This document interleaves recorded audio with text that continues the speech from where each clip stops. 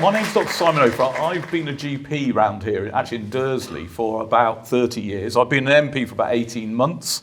And what we're doing tonight is Tom Walker, sometimes known as Jonathan Pye, has really kindly come down here on a packed train. He even had to stand on the train on the way down here, so that was tough. But he's giving his services free of charge. And this is about looking at comedy on prescription, which I'll explain in a bit. It's also about talking about men's mental health and also about social prescribing and that sort of thing. Now, I've been interested in this for years, but what we're also going to do is we're going to film this and put it out on a podcast. So I'm really looking forward to that. Yesterday, we launched the men's health strategy for the UK. So Wes Streeting introduced that. I was lucky enough to go to number 10 with Gavin in the front row here, and we had a couple of glasses of wine, listened to Keir. But actually, what was interesting about it is so the men's health strategy is quite popular with men. It's even more popular with women, actually, because women often have to harangue their men to go to the doctor. And I've seen that loads of times, but men getting marched in by wives and girlfriends. And so anyway, I'm really glad that we're all here with that. So Jonathan Pye, or Tom Walker is your real name. I'm so glad you've come here. I'm interested in comedy and how you got into comedy, actually. What was your path into comedy? Well, I trained as an actor and I couldn't get any work. Right. So, and I couldn't get work for like sort of nearly 20 years, really. And I suppose the thing was, when you're in your 20s, life is all about falling over and getting back up again. But I could see 40 coming over the horizon, and I realised sort of financially and mentally it was not sustainable as a career. But weirdly, so I decided to give up acting. And the minute, weirdly, that I decided to give up acting, it was almost like the jeopardy was gone. It didn't matter what I did. So I'd had this character in my head for years, but I'd never done anything with it. And I just thought I'd decided to have a play with it, put it out on YouTube.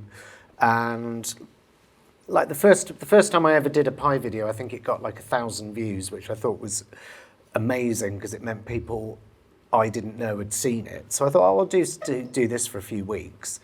And I think the fourth one got 1 million views, and it really was like overnight. At no point did I think, that I'd be here 10 years later. It's been 10 years still doing it. But I thought a door had opened for me. And I think had that opportunity occurred to me 10 years earlier, I don't think I'd have run with it, because I think I'd have been a bit snobbish about it, being, I want to be an actor. But and also weirdly, I was hitting 40 and I had zero control of my life, really.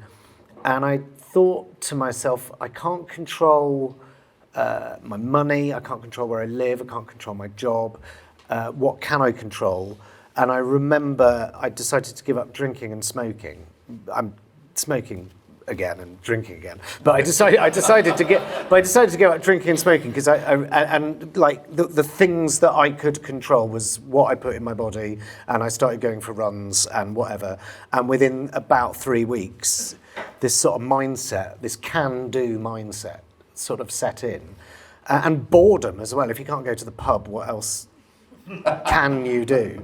And that's how it was born, really. And the idea of Jonathan Pye, was that, so you said it was in your head, you're sort of angry, saying things how they are? Yeah. I mean, originally the idea was far more broadly comic. Jonathan Pye's been described in many ways, but rarely funny. And it was more. You remember It'll Be All Right on the Night with Dennis Norden and those kind of clip shows of stuff going wrong. I remember even as a kid, it was the newscasters that were the ones that stayed with me, because there's such a formal way of doing being a reporter. So the switch between when things go wrong. So it was always going to be like stuff going wrong, but the first week I did it, Jeremy Corbyn had just been elected Labour leader. Right. So I did a bit about that. And then the next week, this story that clearly isn't true, but this story came out about David Cameron fucking a pig. And I just thought, you're just throwing me pearls here. So quite quickly it became political, but it was... You're for sale, I'm for sale. So 45 quid if anyone wants it. Yeah. Sorry. Cheap at half price. But very quickly I realised that people were tuning in for the politics rather than the hilarious comedic conceit. So I kind of ran with that. And then sort of the world took over. Brexit, and then Trump, and then et cetera, et cetera, et cetera. It's been a rich theme, hasn't it? It has. The worse the world gets, the better my career does, really. But so, you know, it took me a long time to get used to the idea that people aren't always watching it for the funnies. They're watching it to make sense of the world, you know, often. And also this idea that there's a catharsis to watching Pi because something shit has happened in the world. You know, Donald Trump threatens to sue the BBC for £1 to £5 billion. And if you're anything like me, you're raging for a couple of days, you know, and then you watch this video of someone. I mean, I've had the luxury of spending 2 days writing it, this beautiful Shakespearean sweary language, but you watch that and you go, yes, that's how I feel, and that's why it's shareable, because you put it on your feed and you go, what he says. So there's kind of that catharsis. Yeah, and it's interesting, isn't it? Because we've been running this project about comedy on prescription, which is basically getting people to go and engage in comedy. We've done it in Westminster, and we're hoping to do it in Stroud as well, in libraries. And the idea, and some of the science behind it is quite interesting, actually. So if you laugh, it does something for you.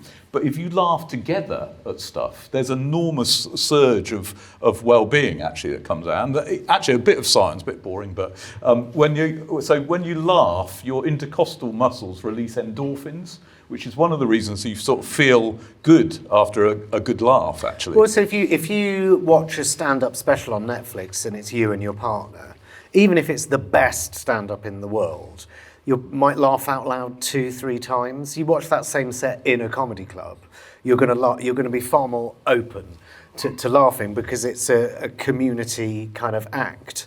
But also, you know, if you've gone out last night and there was something that made you laugh, but not just laugh, but belly laugh to the point you can't even remember what you're laughing at anymore, and that's such a wonderful thing. And it doesn't happen very often. But I swear to you, 2 days later, you're still going to be walking around with a spring in your step because of that 10-minute crying with laughter, please stop. Yeah, yeah. And it's interesting you're saying about catharsis, because there's something sort of like the wise fool in Shakespearean stuff, and something about the comedian that says something that's funny, but it's got an element of real truth in it. And I think that's what people pick up from you. You know, and I saw your bit about the BBC, and you're saying about Trump, and there's some elements of real truth that actually politicians aren't even allowed to say sometimes. So, I mean, that's really, I found that quite cathartic. Well, without being really pretentious, but it looks like I'm going there, but, you know, like the jester in olden days was the only person in court who could take the piss out of the king without getting his head cut off. You know, so actually the jester was the truth sayer, you know, but because it was done with a wink so it does. It's not just comedy. I mean, satire particularly has a big role to play in any free society. And I was thinking when I was watching it, it's that probably all of us would like an alter ego like Pi, where we can really let rip at stuff. I don't know if anyone does this on their own in the bathroom or anything, but you know, sometimes you want to say stuff that you don't really want other people to hear, and you're brave enough to say it. You know? Well, it's certainly cathartic for me sometimes, because I mean, I used to put stuff out every week. And I don't kind of have to do that anymore, because I think that, you know, I've sort of needled my way into certain elements of the country's sort of consciousness. So I don't feel the need to kind of do it every week. So generally, if I am putting something out, it's because I have spent 2 days going, oh, Trump, you know. Do you feel pressure to say stuff about things that have happened? Right. Yeah, yes. Which puts me off a lot of the time, you know. And there are certain things that I understand why I've got into a lot of shit for not doing anything about, you know, what's happening in Gaza with Israel and stuff like that. There are just some things that you sit down and you go, I can't find a joke here, you know. And there are certain subjects, particularly on the culture war, that I sort of think, I'm not sure I've got enough skin in the game to stick my head above the parapet here. And that might make me a pussy, I don't know, But politicians seem fair game to you, aren't they? Well, you ask for it. Right. No. I mean, quite literally, you asked to be put in the position that you've been put in, and you have been put into a position of enormous, potentially enormous power, and also a position of potential enormous change and enormous good. So no wonder all eyes are on you. I do think you sometimes do get a bad rap. I mean, whatever you think of Keir Starmer, right? I mean, it's not an easy job, right? It's not an easy job. Particularly, it's not an easy job when there is £0 in the bank. But he did ask for that job, right? He did ask for it. So he sort of deserves everything he gets, to a certain extent. As long as it's reasonably fair, and as long as you do recognise, you go, no, they inherited a real tough. Yeah, and one of the things as a politician, it's been quite shocking for me, because GPs are one of the most liked professions. People tend to trust GPs. Politicians are definitely at the bottom of that, and they're least trusted. But also, you get so much abuse online, and it's something that I was going to talk a bit about in terms of mental health as well, because it's a tough old world out there online, isn't it? And you probably get the same, don't you? Yeah. I mean, when it first started, I used to read all the comments, and like, and a bit like when you were performing to a live audience, 999 people could be loving it, but it's always the guy on the third row folding his arms, watching. That's the only person you can see as a performer, right? No. This isn't a comedy gig. You don't have to laugh. You know, and it's freezing in here. It's fine. But like online, you can have 10,000 thumbs up, but it's the thumbs down that you take with you. And certainly more and more. I mean, Twitter has always been. Actually, when I first started like 10 years ago, Twitter was actually a place where you went for, believe it or not, fairly reasonable debate. You could sort of win an argument on there or go, well, we'll agree to disagree. And, you know, it is an absolute cesspool now. And because of who it's owned by, and, you know, it's owned by the person that pays Tommy Robinson's legal fees, you know, let's say no more, right? So that really is a cesspool. I about 3 or 4 years ago, made a conscious decision to step away. It's this weird dichotomy. I know that I owe my success to social media, and I know that I will owe my continued success to social media unless the BBC give me a fucking TV show. But that's, you know, but that's not going to happen anytime soon. But for my own mental health, I just have to. I post stuff and ignore it, because otherwise you go mad. Because it's particularly as soon as Labour got in 18 months ago, I think that weirdly emboldened the right. Because I think the right and the hard right and the far right in this country always felt a little bit uneasy. Even when it was Liz Truss, they felt a little bit uneasy about having a go. But now it's fair game because you're not their tribe.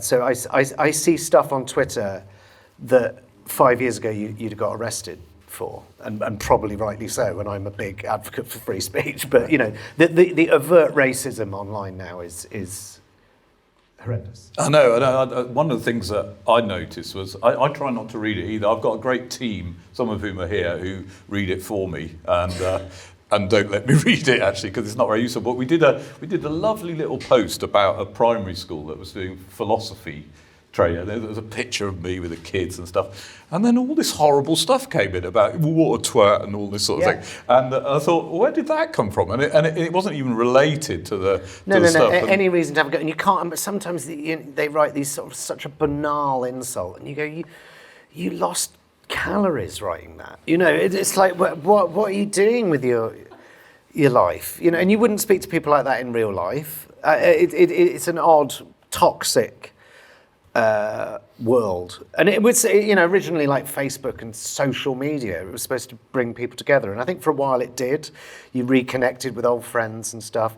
I mean, Facebook and Instagram and all of those, they're advertising platforms, essentially, with horrible extreme content, AI slop, and we allow our 12, 13, 14-year-olds on these devices, which is insane if you think about it. I mean, we all know as adults how addictive this is.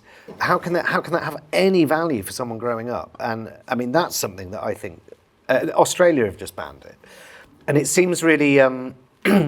For someone who's all free speech and, I'm sort of on the libertarian side of things. So you'd think I would be like, hey, but I just think it has no value. And I think from a mental health point of view, I as someone who has not ever read a scientific paper on the matter, but I imagine a lot of our mental health crisis in this country is because of those kind of platforms that we all use, right? Yeah, and there is quite a big campaign around this, but it is difficult because actually there isn't really solid scientific advice. So that chap Chris Whitty, the professor who's very intelligent, he looks at all this stuff and he goes, it's not strong enough yet to show, so we have to wait till it's strong enough to. But my attention span is in the toilet, right? Because of Instagram, you know that. I mean, I don't think you don't need that many scientific studies, and I can't believe that like kids at school are it's all done on pads, and it's all.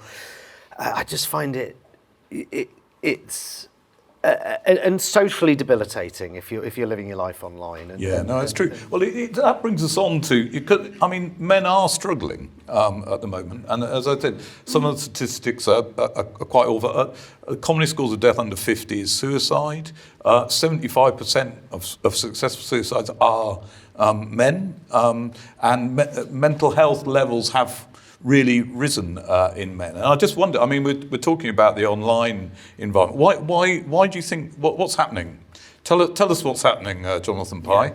Well, I think the online thing is a big thing, but I think that there is the effects of poverty cannot be underestimated. The worry, and the frustration, if you haven't had a pay rise in 5 or 6 years, and subsequent governments have sort of, they call it cost of living crisis, nothing really gets done. Again, because there's no money, I guess. But, I mean, that's a massive mental health issue. And of, there being no industry in this country anymore, and there doesn't seem to be any direction or any kind of hope, really. And because nothing has changed, essentially since 2008, nothing fundamentally has changed. Right. And the super rich have got richer, the rich are okay.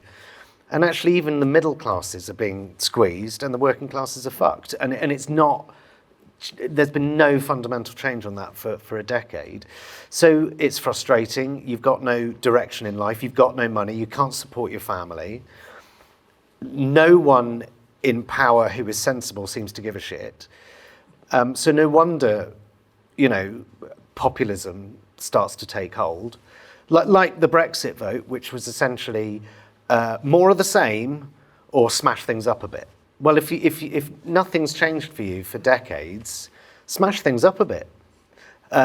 Trump, smash things up a bit. I'm gonna burn Washington to the ground, and he has. I mean, he's so there's that sort of mental health thing, but also this massive swing to the right that we are feeling across the world, socially and politically. Do you think that affects men more then? that swing to the right? Do you think they're more receptive to it? I imagine the statistics sort of back that up. It does seem like a very male-dominated area. There is Sarah Pochin. Yeah, she's. I mean, there's lots of exceptions to that rule. You know, Marjorie Taylor Greene and all of that. Although she's played a blinder this week, which I never thought I'd say. But I suppose there's that. It's the anger thing that I think men have generally struggle with their anger more than women. Obviously, massive stereotypes and all of that aside. And therefore, that's why these Andrew Tates and the Farages, that's why they're attractive, because they're sort of, if you listen to them, it sort of sounds like there's answers in there, even though they're. Yeah, no, it's interesting. I was hearing something on Radio 4, I think, recently about what makes men attractive, and the three things that they pulled out was kindness, which clearly isn't related to any of that stuff.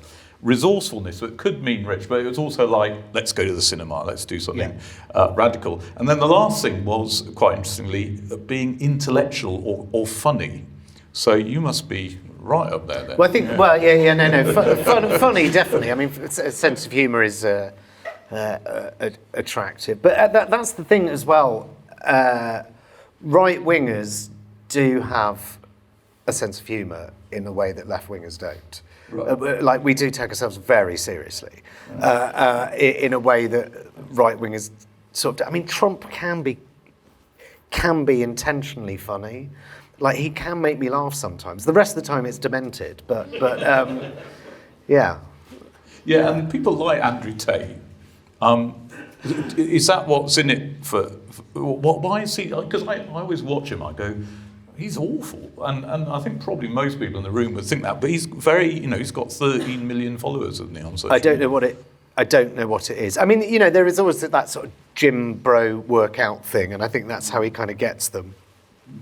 But yeah, I don't get it. This whole kind of incel movement and this sort of, imagine being a proud, open misogynist. Just like such a weird phenomenon. But some people love him. Yeah, no, he's very popular, and that I suppose is effect of the internet, partly, isn't it? It is, but also being legitimised. Like Tommy Robinson is. I mean, go on Twitter and call Tommy Robinson far right. You will get screwed for it. What's he done that's far right? And he explicitly has the backing of the richest man in the world. So that's not a fringe thing anymore. Just like we thought Nigel Farage was this sort of little arsehole in UKIP, and we, let him on Question Time once a year and be done with it. But no, he is legitimate. I think he will be our next Prime Minister. I really do. I can't see how he doesn't. So that's chilling warning, isn't it? I don't know. Well, maybe some people might support him, but I think. Well, a lot of people do, and again, it's. I mean, the last Labour government, we won't go too far into this, but the last Labour government, literally on their podiums, it said change. Well, whereas Farage is offering change, and you will get it. That'll be the end of the BBC. Yeah, it'll be the end of the NHS. Well, but that's a change. So he's not kind of lying. So what about? I mean, I was thinking, what about positive role models for men? Because one of the things that I was thinking is that men, we're not particularly good at hugging. I think we're getting a bit better, actually. But on a football field, our heroes, they hug each other all the time, don't they? When they score, they're all over each other. And it's funny that actually that's permitted there. And actually, the only time you really see men crying is at the end of a football game that they've lost, or whatever. I mean, that's not strictly true, but that seems to bring out the emotional side in men. But it's a curious thing. But usually men are much less good at sharing their feelings, I would say, and that must be a problem. I don't know what you think. I think that has changed culturally. I think it is, and let's be honest. The last 5 or 6 years, that there has been. Or maybe in the last decade, we talk about mental health now a lot. and men's mental health is in, you know, the frame, which is good. But I think people are talking more and more. And like, imagine, like, when I was growing up, the idea of someone having a therapist, oh my God, how American. And I know a lot of people who are in therapy now, and that's sort of become fairly normal in this country, talking to someone. Imagine that, you know. So I think things are changing. And do you think like things like social skills have deteriorated, or is that just not true? I just wonder. I don't know. I don't know many people below the age of 40. We're sort of quite good, but some of you. But yeah, some of us are. Yeah. But no, I don't think most people under the age of 20. I mean, again, massive general sweeping generalisation, but you know, they are glued to their phones all the time. I mean, if you can't sit and have a meal with your family without checking your phone, then you've lost basic social skills, haven't you? They're gone. So yeah, I think. Yeah, you better not talk to my wife in that case. Okay.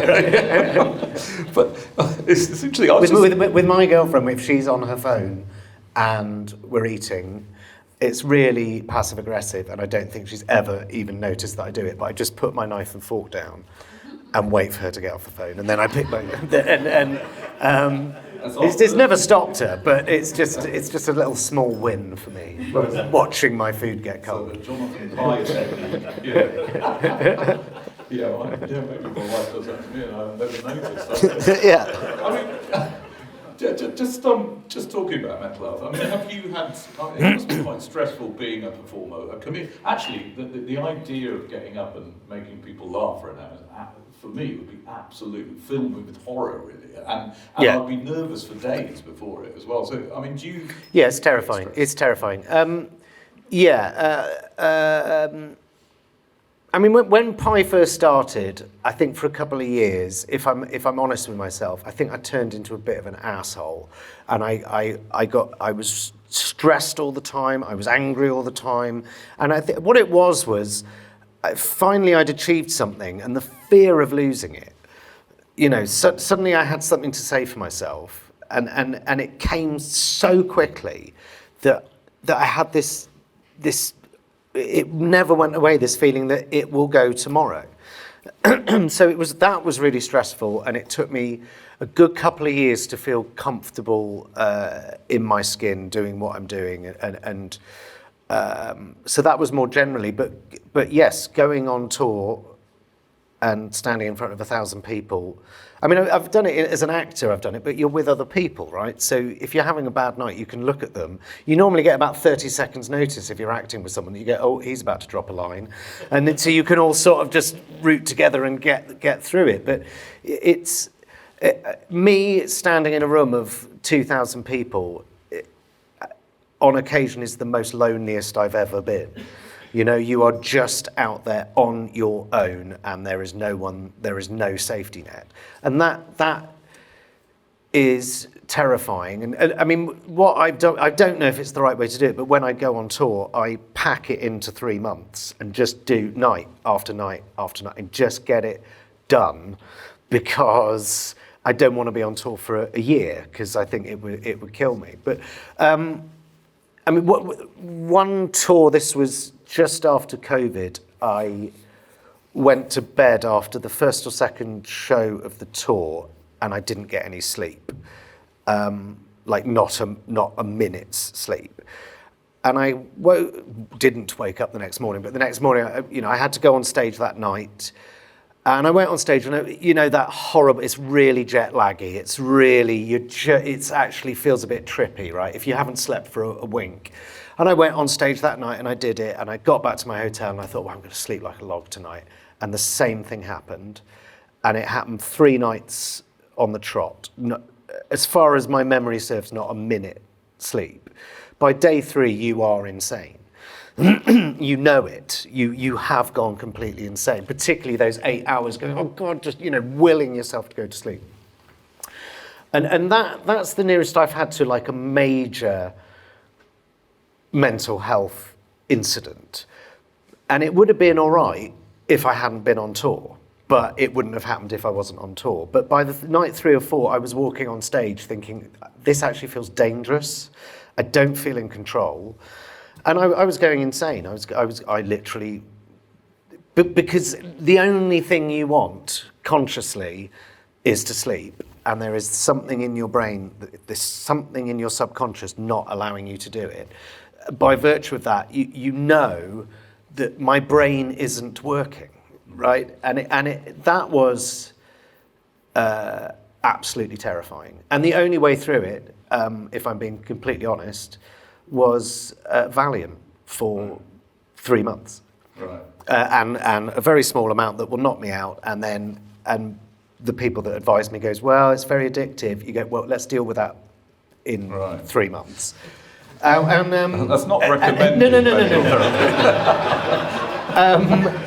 I like the honesty though. But and then weirdly, the 2 days after the tour ended, I thought I'm going to go to sleep tonight. I'm not going to take anything. I know this is going to be rough for a few weeks. Slept like a log, and never had any trouble. But now I'm going on tour next year. And already these intrusive thoughts have started to come in. Go, what if the same thing happens? What if you can't sleep? Right. So yes, I have gone mental. If that's the, it's funny. Or that's the nearest I have gone to going completely full out. You know, you're tearing your hair out. Yeah, it reminds me of being a junior doctor. Actually, we used to do 80-hour shifts. I don't know if any junior doctor by Monday morning. So you start on Friday morning and then you're awake until Monday evening. And by Monday morning you can't even do basic math skills. Like but that's got to be so dangerous. I know. They have changed that a little bit now, but we sort of went through that. Yeah, no. Yeah, but mate, you're saving lives. I'm telling jokes. Yeah. So, you know.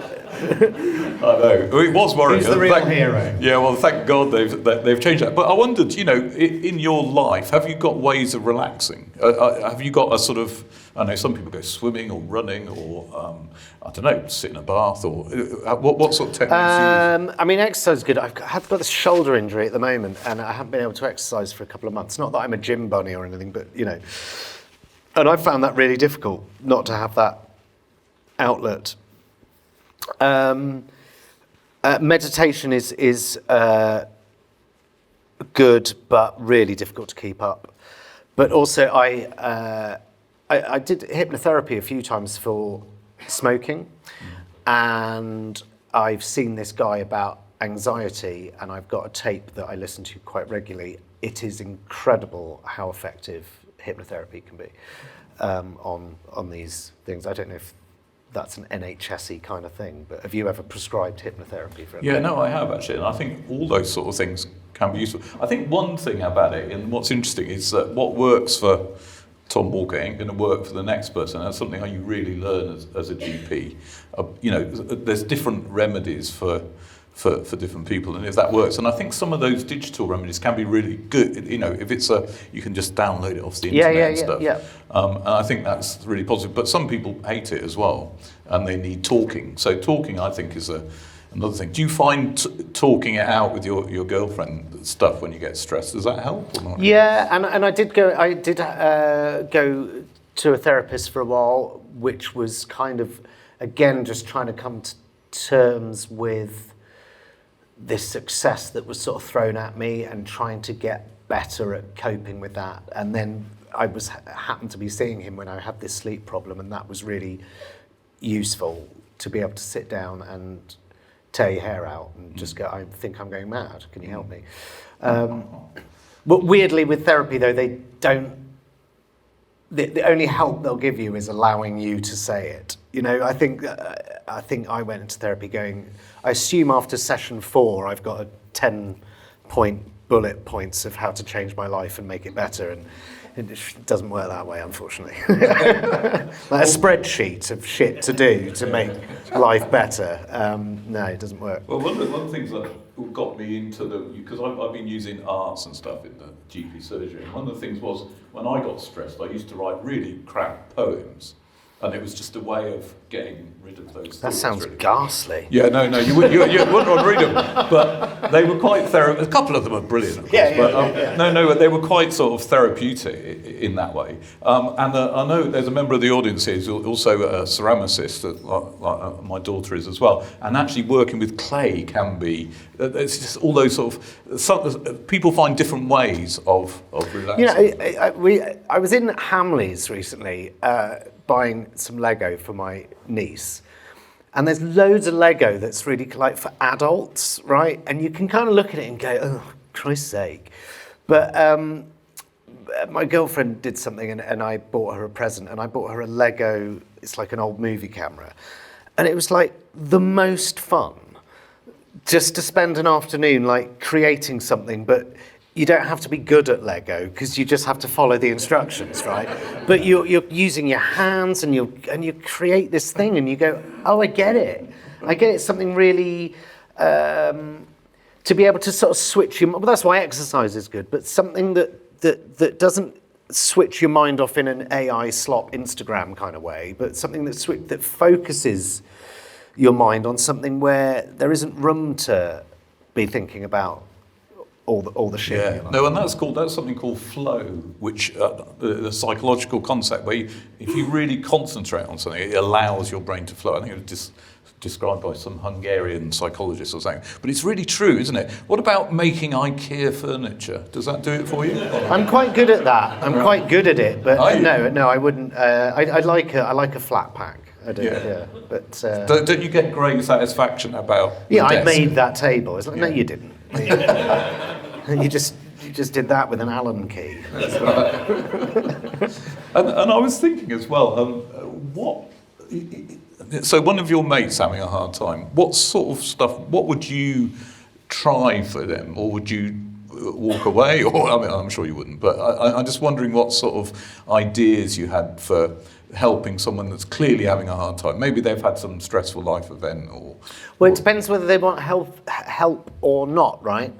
My friend always said this to me, that I'm really shit at answering phone calls and emails and texts and all of that. I'm terrible. My family hate me for it, but they've got used to it. But I'm just awful at it, and it's something I will work on when I hit 60 or something. But my friend said, you're fucking useless unless there's a crisis. And then you can always rely on Tom to step up and sort of be there. And you go, well, that's to me more important than checking in with mum once a week on the phone. It's like, if you need me, you know where I am. So I think my friends know that I'm there. I think listening rather than anything else. Yeah. Just, is everything all right? Let's go for a pint. And also it's sometimes like, that a friend's in a bad place, you go for a pint with them, don't push it, just wait for them to say something and then you can, open into it. But it's always different if a mate goes, oh, can we go for a pint because I've had a shit week? Or at what point do you intervene with someone?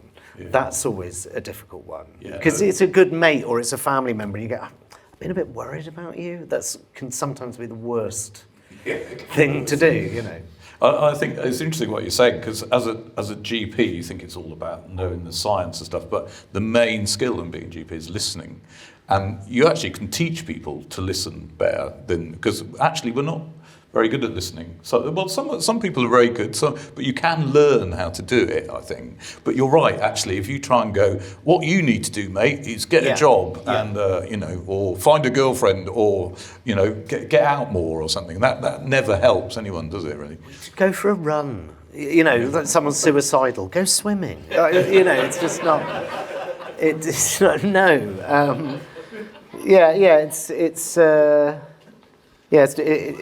a difficult one to sort of get right, I think. Yeah. And the other thing I was thinking was that I think maybe men aren't as good at this as women, but you sometimes get little clues that someone's not happy, And I don't know, I think a lot of us just sort of glide over it because they don't want to go there. And I think they're the little clues that you've got to pick up. There was a really good advert, you must have seen it, that was on a few weeks ago. It was did the rounds on social media, and it was two lads going to the football, and you could tell that one of the lads was a bit depressed, but every time his mate asked him a question, he'd go, yeah, I'm fine, blah, blah, blah. And then after the football match, his mate turns around and goes, is everything all right? And his mate goes, yeah, I've had a really bad week. And they walk off, and you kind of go, it's finding that way in to go, you just don't see yourself. Yeah, no, I think that's really good. I mean, that's one of the best things you said, because I think it is right that we have to pick up on those clues, because in medicine they call hidden agendas. So someone coming in with a sore throat, but actually they drop a little clue, and if you miss that clue, the whole thing's been pointless. So, and that's interesting about football as well, because we do this thing, football on prescription locally, where doctors can prescribe going to Forest Green, and I don't know if you ever watched Forest Green. Sometimes it can be very depressing. I remember last season we were 6 minutes from getting to Wembley, and then Southend scored, and then they won on penalties. And I was going, how is this in any way good for anyone? Yeah. But actually, it's because you sort of go with someone, isn't it? And it's that connection. And I think actually, excitingly, the Premier League are putting a bit of money into this. They got plenty. So I mean, you're talking to the wrong person, because I really couldn't give a shit about football. But what is interesting about that is I sometimes hear blokes in the pub talk about football, and it's one of those things, if you're really into football, you can fill a whole night of going, well, in 1973 when they won 2-0 and that offside, and and then blah blah blah, and if you know it well enough, you can always fill the time with unimportant crap without ever actually having to talk about anything. And I'm sort of, my version of that is if I'm with a mate and it's like, oh, I've seen any good films recently? And then we can just spend the whole evening just chatting about films. And then you go, and it's weird, like you go back to your girlfriend and you go, how's Mark? I don't know, really. I know he's seen the new Frankenstein movie, but I don't know how he is. What do you mean, how is he? Whereas I think, again, with all these sweeping, very gendered sort of sweeping observations, but I think women tend to not just talk about football, movies, or clothes and makeup. I think that there is the sort of conversations they have are probably more conducive to being more open about your emotional state. No, I think that's right. I still play a bit of five-a-side football, so I'm really. But what's interesting, what you say, is that another great example. Football's great for some people. Some people absolutely hate it, and you don't want to go anywhere near it. But I play five-a-side with a bunch of blokes, and my wife said, "So, what does Phil do then?" And I'm going, I've got no idea. We've never talked about his job even, and we go to the pub every week. And she goes, "Well, why don't you just ask him?" And I was going, "It's too late now." Yeah, it'd be embarrassing. He's got somewhere else. That we've got about sort of 10 minutes left. Oh wow, that was quick. Yeah, no, I know it's going swimmingly, isn't it, in that way? But no, I was quite interested in your relationship to pie as well, because it's quite Tom Walker, and you've got this other person. So do you ever dream that you are Jonathan Pie? No. Oh yeah, no. I've never had a dream as Pie. Interesting. My relationship with Pie. There have been times where it's been a love-hate thing, right? I can't deny this wonderful thing that happened to me. This wonderful piece of luck. It was the right place, the right time, and I wouldn't have a career without him. And I've played, huge theatres, across the world. Such a much better career than I could ever have hoped for as a jobbing actor. And yet, the pressure of me being in charge of it all, right? No one is really begging me for the next pie video. If I don't make myself do it, it won't happen. No one's asking me to do it. So there's this sort of I'm constantly beating myself up about, you must do more, you must do more. You see something really shit happen on the news that would affect anyone, I've just got this added weight on my shoulders of something awful has happened that I have an opinion about that I think is worth airing, but you kind of go, people are expecting something from me. That not only has something awful happened, I'm expected to comment about it, and that's sort of quite a pressure, really. And I find writing horrible. It's a horrible job. It's like I know some people that sit and I'm a writer. Well, I get up at 9 and I write a few pages, and then I have lunch, and then I write another few pages. I can look at a blank screen with the cursor doing that for days, going absolute. So it is like getting blood out of a stone, and that's really frustrating. And this year I kind of made a decision. I have done a series on BBC Sounds called Jonathan Pye, which has been really successful and wonderful. But when I finished the last series of that, I realised that I'd just fallen out of love with him. And I'm going to take the summer off, and I'm just going to not put I'm not going to put pressure on myself to do anything. And it's been really useful because I kind of had 3 months of doing absolutely sod all, really. The luxury of it, right? But now I've started writing again, and I'm starting to write a new live show. And to sell a live show, I have to put content out. That's kind of the way it works. So I've got to get back on that horse. But I kind of had to take that step back. And really, in my heart of hearts, I still want to be that actor that I always wanted to be. But I have come to terms with the fact that if I'm lucky enough to ever get an obituary, Jonathan Pye is likely to be top line, right? And you go, okay, that's cool.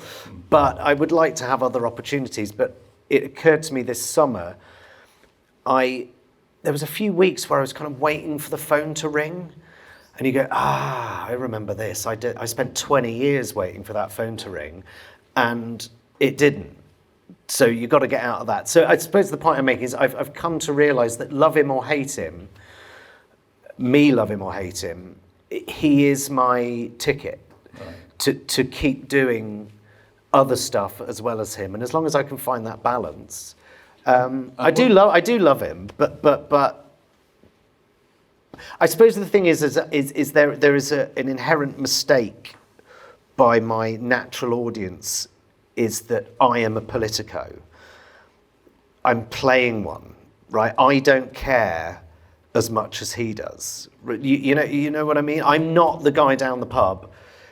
I am these days, because if one of you meet me in the pub, you'll go, oh, hey, you Jonathan Pye. What do you think about Keir Starmer then, right? So of course I can talk about politics in the pub, but that's not I'm not him. I'm not the ranty guy down the pub. Yeah. So it's been sort of a weird thing to get used to, of people thinking my opinion matters for anything. Well, that's great. And I was thinking, one other thing I've always wanted to ask you this, really, it's about the comedy. And I heard you, again, on a Radio 4 programme, but comedy is a really subtle thing, because what was funny, like Little Britain, for example, as a comedy show. It was never funny, but but it was acceptable. But it was quite offensive, wasn't it? And that's what I'm interested in. How, in a way, so if we're too careful with comedy, we might lose the funniness of it. And you're clearly.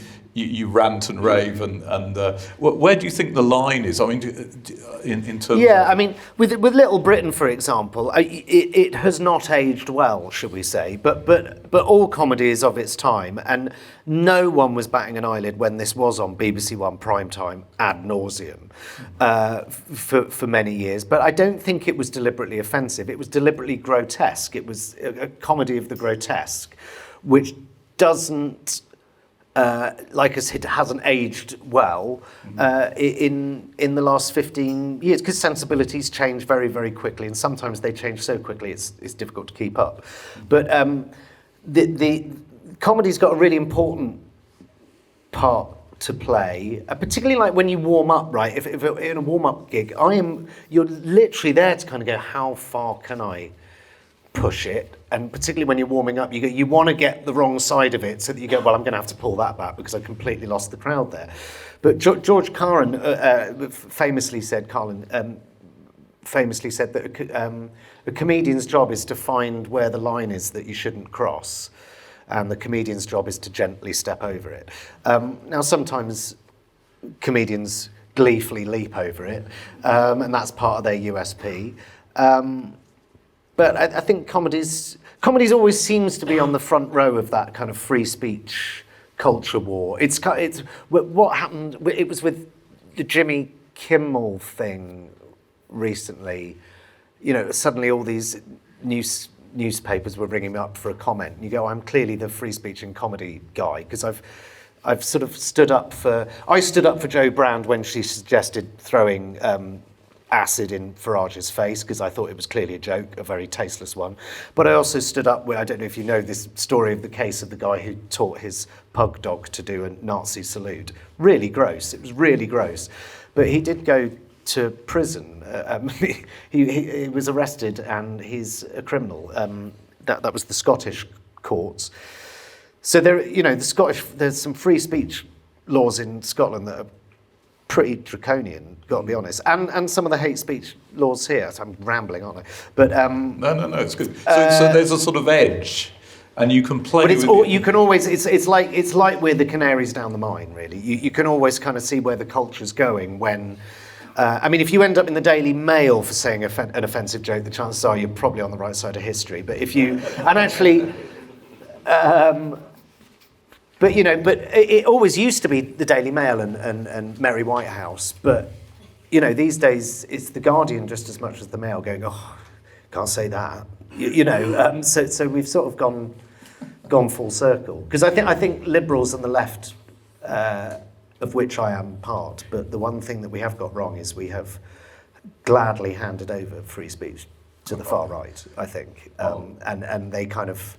They feel like they have an ownership of it, and that it used to be a liberal belief, in free speech and stuff like that. It seems to me, free speech depends on who you are, what you consider to be allowable, and what you personally agree with, right? Yeah. I mean, like comedy is a case in point. I remember this was way before I became a world famous comedian. But me and my friend, we went to see Frankie Boyle, who's a bit Marmite, right? You either love him or loathe him. It might not be to your taste. In the same way, Ricky Gervais might not be to your taste, might not be. But we were watching Frankie Boyle, and he said something that was utterly, utterly awful. And I howled with laughter, and I looked to my left, and my friend was going, oh, God, oh, God. 2 minutes later, Frank Boyle said something, and I thought he'd really overstepped the mark with that one. I was just, oh, God. And I looked to my friend, and he was he was howling with laughter, and it was like it was a light bulb moment for me. It's objective, isn't it? Subjective. It's whichever adjective it should be. But that's a great answer. No, we're amazingly that's an hour up actually. But look, for it's just really interesting how comedy. What I like about comedy is that you take a situation and then you look at it in a different angle, and it makes it funny. And actually, that's what we do in psychology as well, isn't it? You take a normal thought process and say, well, think about it differently, and that's what's quite interesting. But what's also really important about comedy, particularly if you're talking about stuff that might be triggering for people, for want of a better word or something, but it's the thing. You can't really, you can't fake a laugh, really, right? And the example I always give is at school. I was quite a naughty kid, but I was quite good academically, so the teacher sort of let you get away with it. But the trick at school was also to be openly offensive, right? But make sure if you are going to be offensive in front of the teacher, make sure it's funny. Because if the teacher laughs just before they give you the bollocking, they've lost all power because they've laughed, right? And it's the same with difficult subjects that you might not want to touch on, or it's the best way to change someone's mind, I find, because quite often in my live tours, you'll do, like, I always think the first half hour or so is what I would call the low-hanging fruit, Trump, the Tories, all of that. And then the second half is me holding up a mirror to you bastards for letting them get away with it. And you can sort of see an audience sort of freeze up at that. But if you can make them laugh, either at themselves, then that truth is undeniable, right? Because you might be telling them an uncomfortable truth, but as long as you make them laugh in the process, that information is far more likely to go in than it coming from, you know, a lecture or your MP or your doctor or, you know, or whatever. You know, it's going to go in. Oh, well, that's a great place to stop. So comedy is a mirror, really, that we can look and laugh at ourselves. So that's fantastic. Okay, quick one. Is misandry a thing? So I guess this is it's the same as misogyny, but it's again against men. What do you think? There was a thing on the news the other day, and it was to a man doing a report about men's mental health, and it flicked back to the studio, and the woman presenter just went, "Bet that report was written by a man," and it was like, how the tables have turned, because like 20 years ago that would have been the other way around. I think there is a problem with, we hear it a lot, toxic masculinity, and I'm not saying it's not a thing, but you do hear it a lot. I think there are a lot of young boys who do not know what their place is in the world because well, no, I nearly said particularly young white men. I don't think that's true, actually. But there are a lot of sort of young white men that are just completely left behind, as well as obviously other ethnicities. But yeah, I think there is a thing, and there is this thing which is, again, and I know it is a thing, but it is used as often as a bit of a catch-all, the patriarchy, and it is a thing, and it is a systemic thing, but I'm not sure how useful it is to solve some issues. Yeah. Lost the room on that one. No, that's good. And have you got any tips? No, it's good. Have you got any tips for growing more emotional and meaningful relationships as men? I think we sort of... Gay porn. I didn't really understand the question. I don't. Well, no, I think I understand it. I think it's more about, you know, what we were saying about noticing those little glitches of doubts and maybe just asking how someone is. I think that, like I say, I think that is sort of. I think the dial is moving on that societally. Yeah, no, that's fair enough. Do you want to do one? I'll do another one. This is great. How would we all benefit if everyone in the NHS worked full time? I don't know if that's a jibe at you for being a GP, for being a two-job Johnny or whatever they call it. I think half of us be really struggling with our mental health, actually. Yeah, I don't know. I think there is a drift to more part-time work. I don't know what you think about that. I think in a way it's quite healthy for people to have a bit more time off if they can afford. On the other hand, can the country afford it? I don't know. Also, I'm not sure how healthy this. I understand healthy life-work balance, but I know loads of people that just work from home now and maybe go into the office once a month. I don't think that's healthy. I know it's a pain in the arse getting on a train and having to fucking stand, but I don't think it helps productivity, particularly if you work in an office where it is perhaps there is an artistic bent to it, or if if it's a team building thing. I'm just not sure how much you can do on Zoom. And if you're working online and everything has to be a meeting, as opposed to just going over to Jeff's desk and going, "What do you think of that?" No, you're right. But that is a 40-minute Zoom call with, so I don't think it's right for productivity. And I also don't think, I think it creates loneliness as well. Some of the best not acting jobs I've had, a really good office environment is such a cool, fun place. Even if you hate your job, just you meet some really lovely people. And in mental health terms, actually, we're a social species. We need to have each other around, and Zoom isn't quite enough. No, it's horrible. Not all the time. Anyway, okay, quick one here. With Farage suddenly being a viable candidate, have the left lost the war by adopting the tactics of the right? If you're talking specifically about this immigration thing, right, and I'm probably not going to make many friends with this, the reality is that Reform have moved the dial on that. That's the reality, whether you like it or loathe it. The reality is that vast swathes of this country, immigration is top of their list of priorities. You might think that is an erroneous way. It's certainly not top of my list of priorities, but you have to understand that whether it is because they watch GB News and read the Daily Mail, that is their priority. Labour do not have a hope in hell's chance if they... and our immigration system is broken. It is fucked. It has been massively underinvested by. So if you're talking specifically about that, I'm not a fan of a lot of the details of what she's done, but they had to do something. They had to do something radical. And you'll notice that the Conservatives are trying to, are actually sort of in cahoots with them. They just need to get fucking Reform out. I suppose my answer to that is I understand why they're doing it. I don't necessarily agree with the details of this, but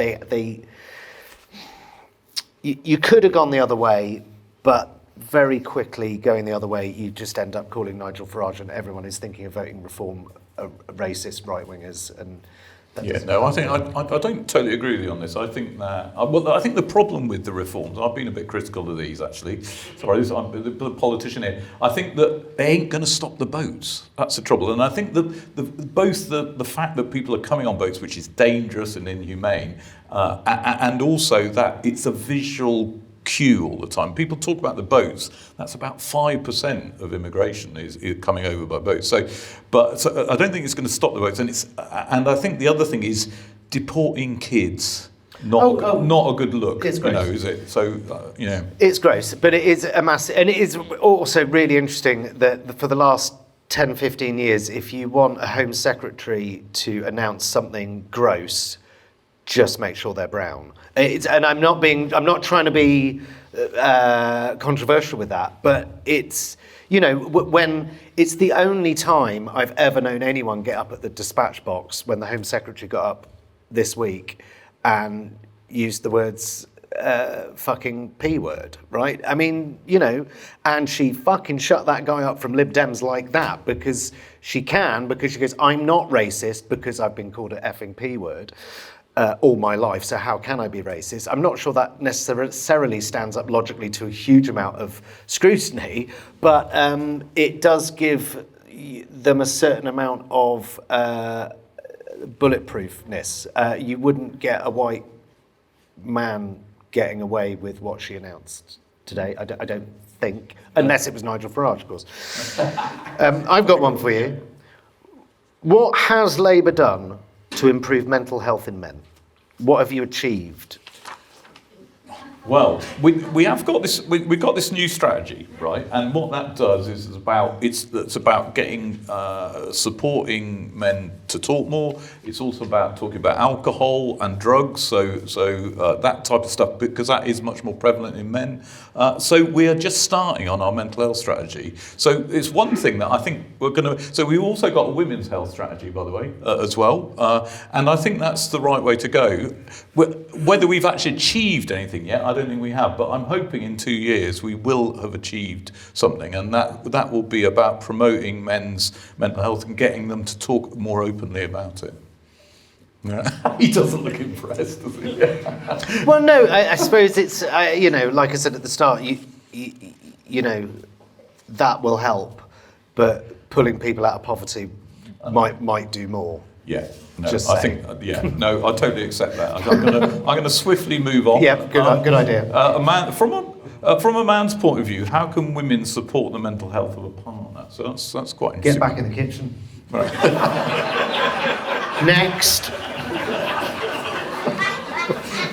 God, I'm glad I'm not you on that one. Yeah. That'd be all over the Stroud News and Journal. So clearly I don't agree with that. But again, it's listening, isn't it? Listening to people's concerns and being interested in them, I guess. Okay, here we are. Jonathan Pye as a character has become more nuanced and a reflection of men's mental health challenges as a conscience. Was this a conscious process? Would you agree with it? Say that again. Repeat that again. So Jonathan Pye's become a bit more nuanced as he's got older.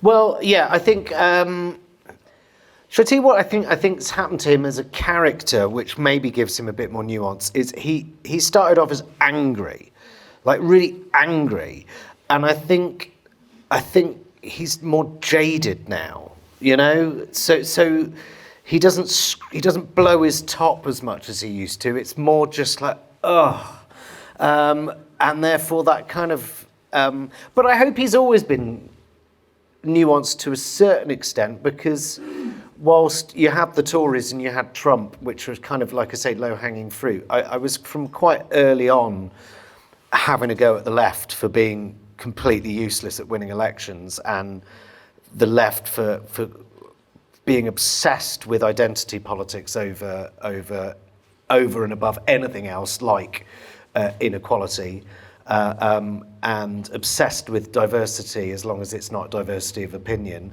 So you know, I think I've chosen my targets fairly wide.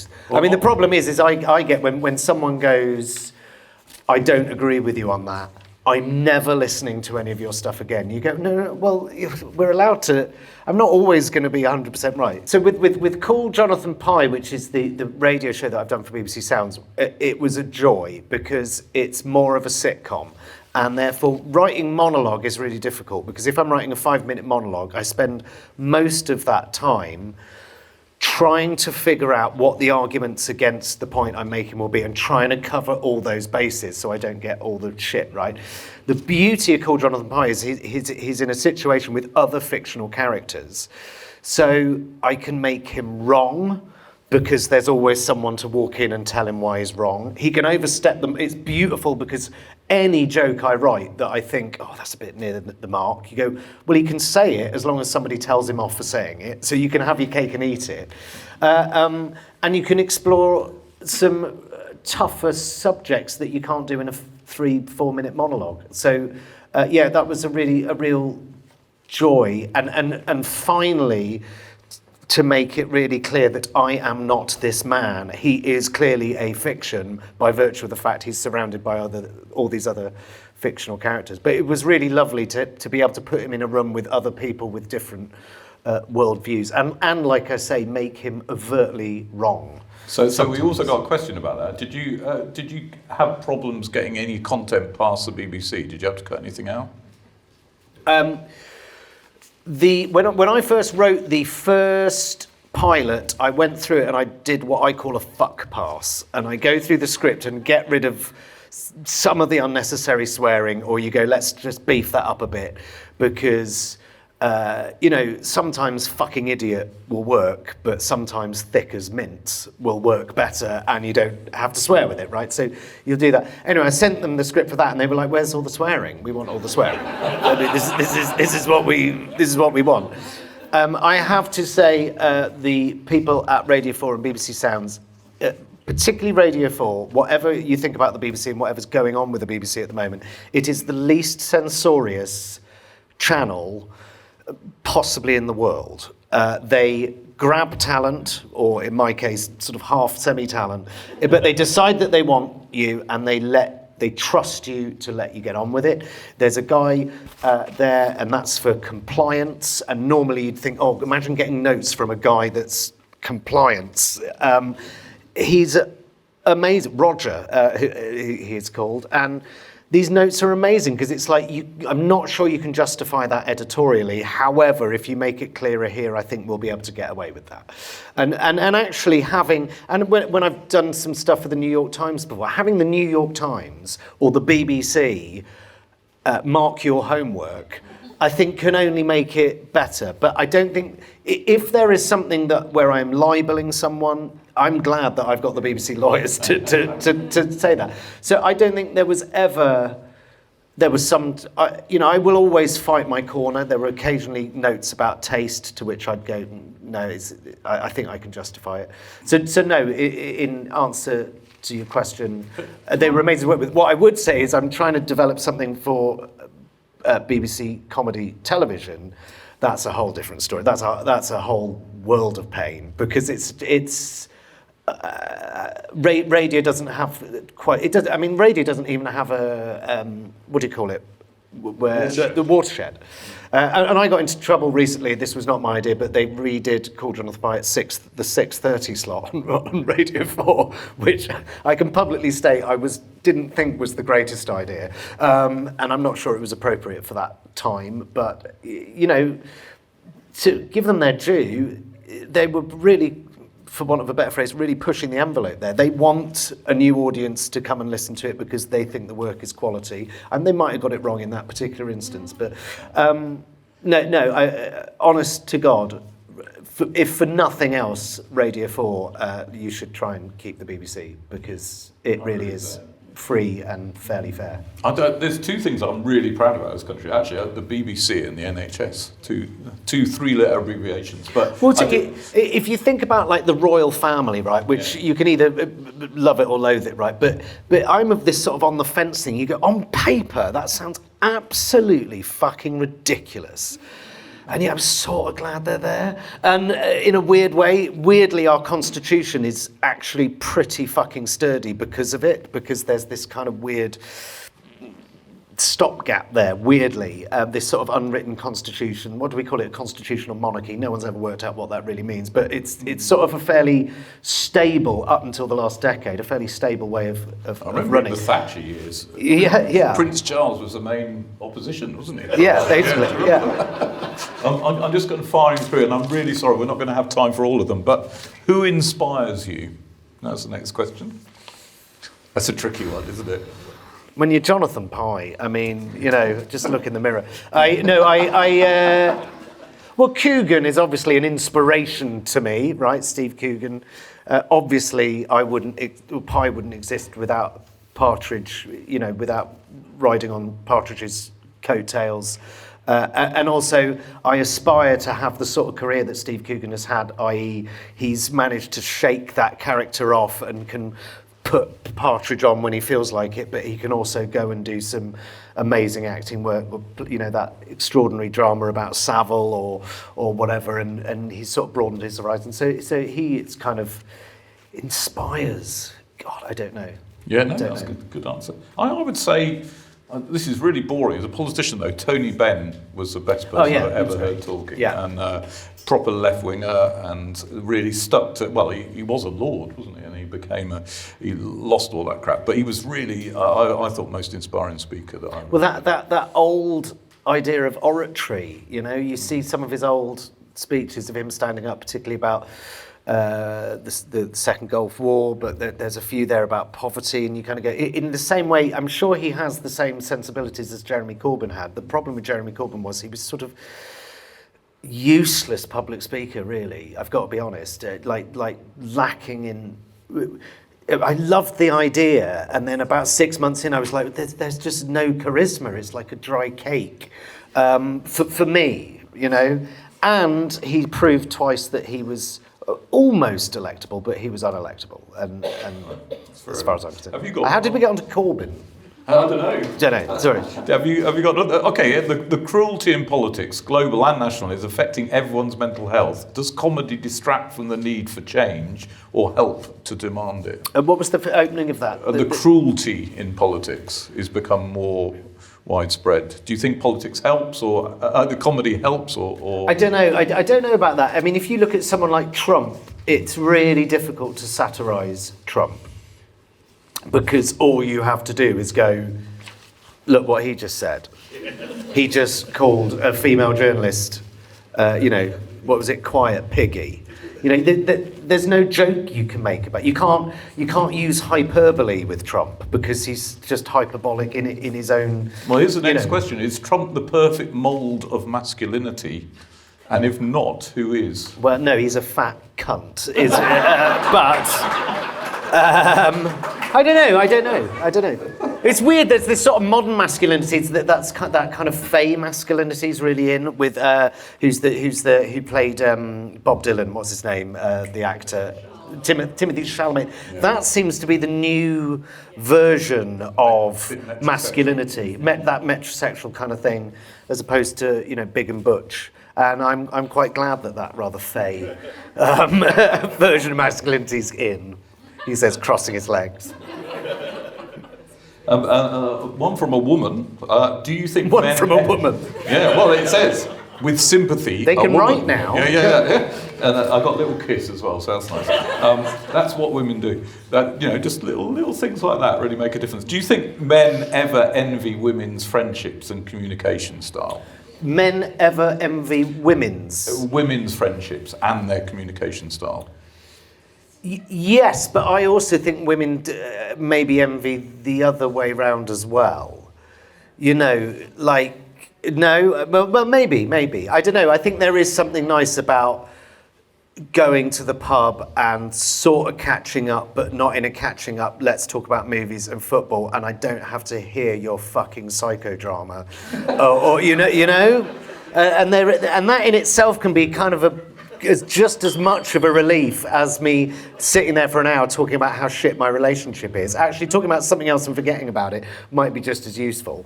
But yes, I think there's probably a little bit of envy both ways, maybe. That's good. Yeah, we can learn both ways. I mean, there's nothing better than occasionally sitting down with 3 women and just hearing them go. And you're just like, fucking hell, this is amazing. And also like this idea that men are filthy and women aren't. Right, me sat to dinner with my mum and my sister, I have to stop them sometimes. Go, oh, you're grossing me out. They are disgusting. So, women's conversations can be a lot more fun. Yeah. No, I agree. Okay, look, look, that was the really good questions. I'm sorry we didn't get to all of them, but we're going to finish now at 8:30. Again, look, a couple of people that I didn't thank. So Ed and Joe from Grace Network, thank you for that introduction. As I say, the long table is such an inspiration. So, yeah, more strength to you guys. And also, I don't know if Hannah Gorf's here. She's NHS Gloucestershire. She's always pushed and believed in social prescribing. She's an absolute force for good, and we're really lucky to have her. Many of you probably don't know she's there, but she's probably affected your lives in some way. So thank you, Hannah. But again, Tom, you've come all the way from London. Thank you very, very much. That was really entertaining.